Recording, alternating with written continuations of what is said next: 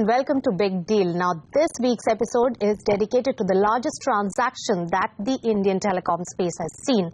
Vodafone and Idea will join hands to create India's largest telecom company. And remember, it was first reported way back in August last year, right here on CNBC TV 18. At the moment, Idea Cellular is in exploratory talks with Vodafone, looking at a strategic partner in the company. Rationality forces people to come up with an out-of-box solution, and a merger which happens all over the world. Could this be an out-of-the-box solution, Vodafone and Idea? I wouldn't rule it out. We told you so, not one, not two, but several months in advance. August is when NISHA PODDAR had broken that story, the possibility of a merger. This is going to be a mega consolidation in the telecom space.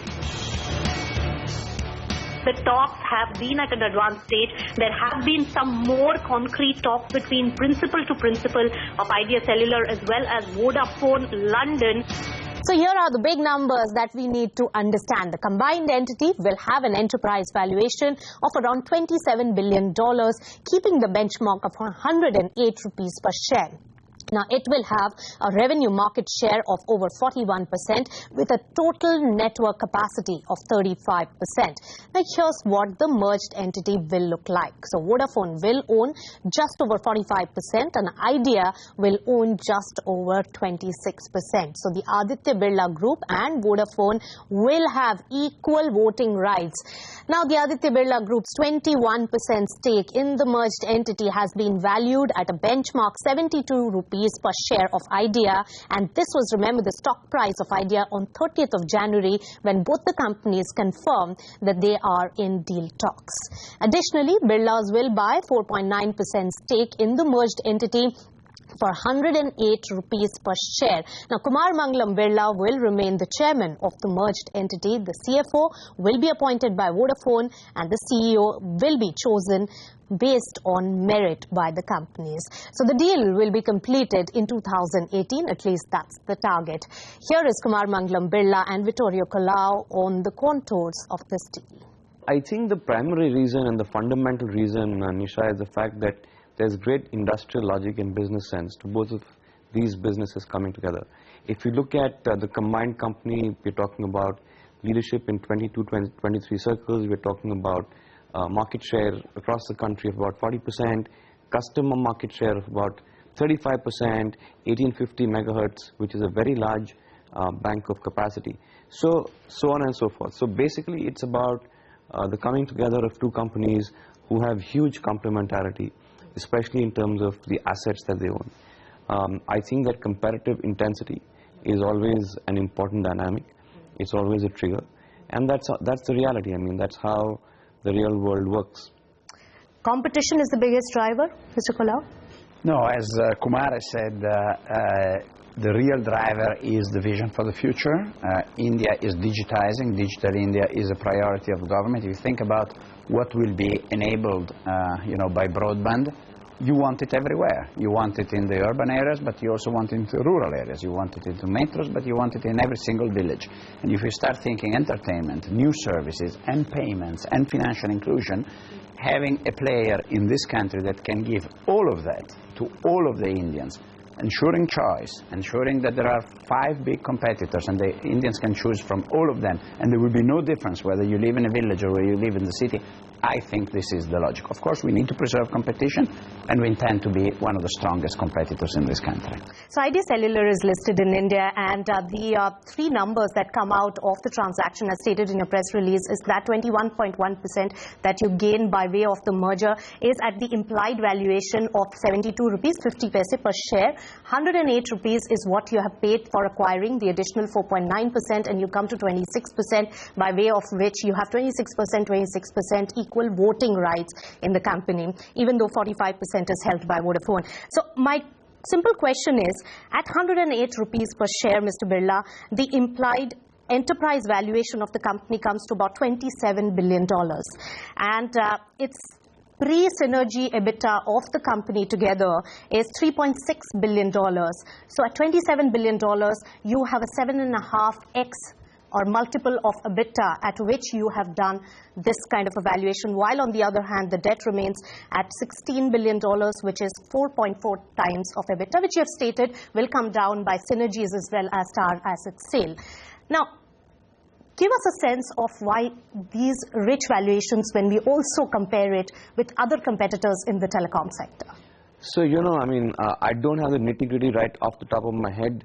I don't know, Vittorio, if you do, but this is too much of detail for us to talk about right as of now. I think one fact that I'd like to correct, the EBITDA, the valuation, the multiple on EBITDA is about 6.3, 6.4, not the number that you mentioned. You talked about 7 plus. So there's a slight correction there.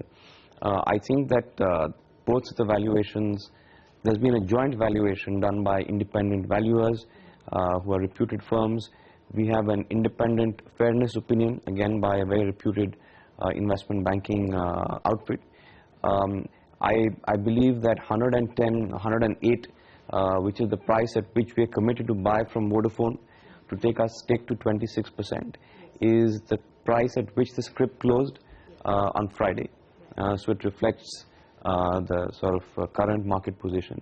I believe 72 is the price just before the information based on the leak that had happened, which I'm told, you can't take me up on this later because there's nitty-gritty, but I'm told that that is what the valuers have taken, we assume, as being the real value, because there has been a run-up post the leak, and therefore the price in some way is artificial. But more importantly, the valuation puts the relative merger at 50-50, which means they valued both the companies equally, and that is the basis going forward. Right, but why such a markup from 72.5, where the implied valuation has happened, to 108? Is, Mr. Birla, your investors, minority shareholders, they're diluted at a price of 72.5 rupees per share? Just wanted that to be clarified. So actually, I think as promoters, we are always very concerned about our minority shareholders and the fact that their interests need to be protected. Like I said, this is an artificial price.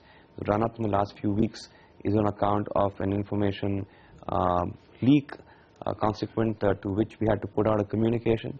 But we as promoters felt that to err on the side of caution, we wanted to buy at the latest, the current market price as of Friday closing.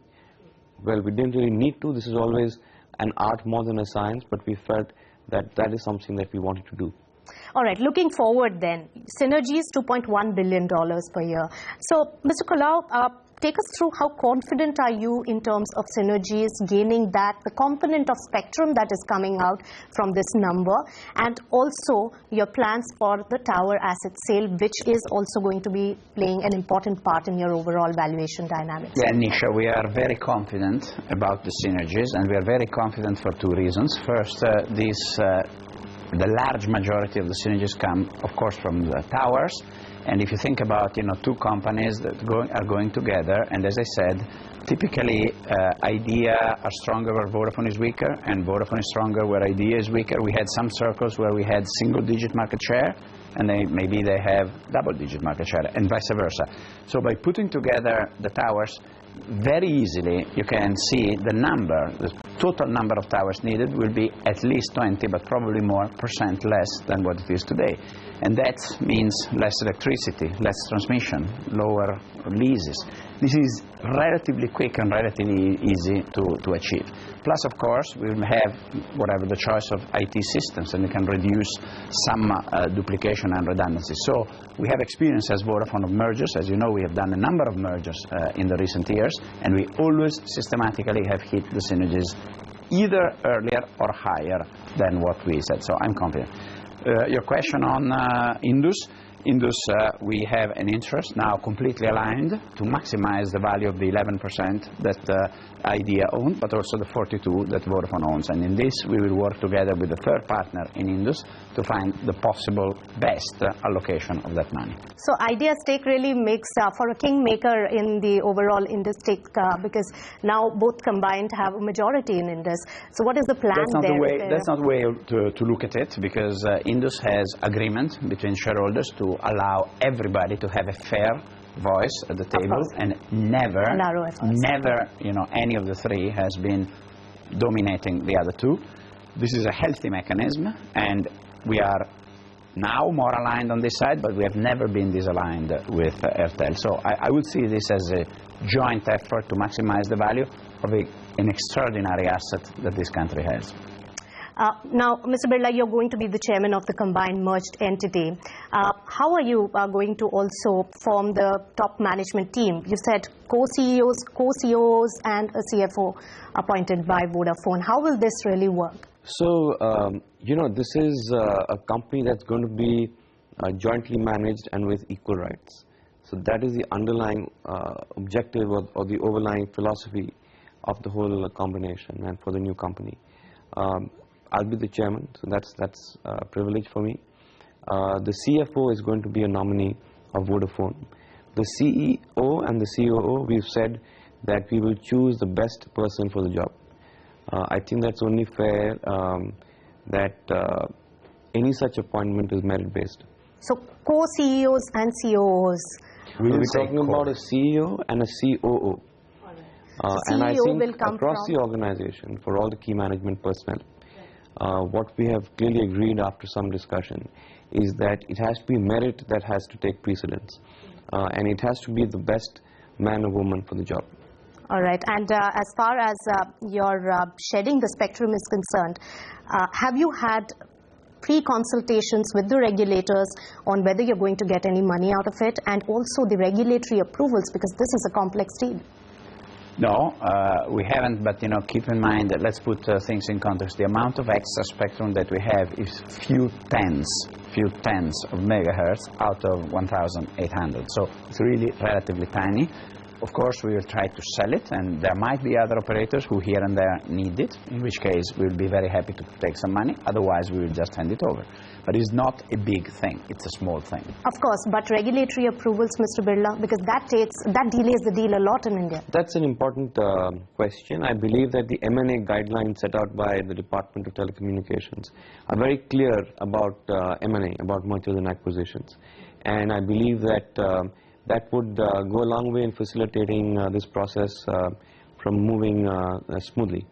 All right, and the brand name, Idea, Vodafone, what will it be? What will be the name of the merged entity?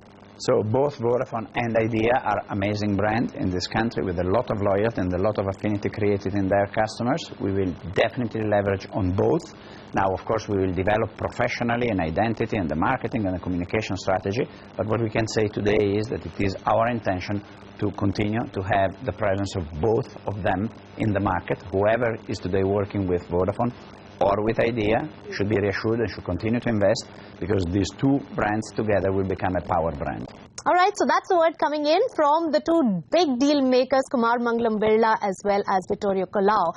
Stay tuned to Big Deal. We will return with the analysis of this deal and what it means for the telecom sector.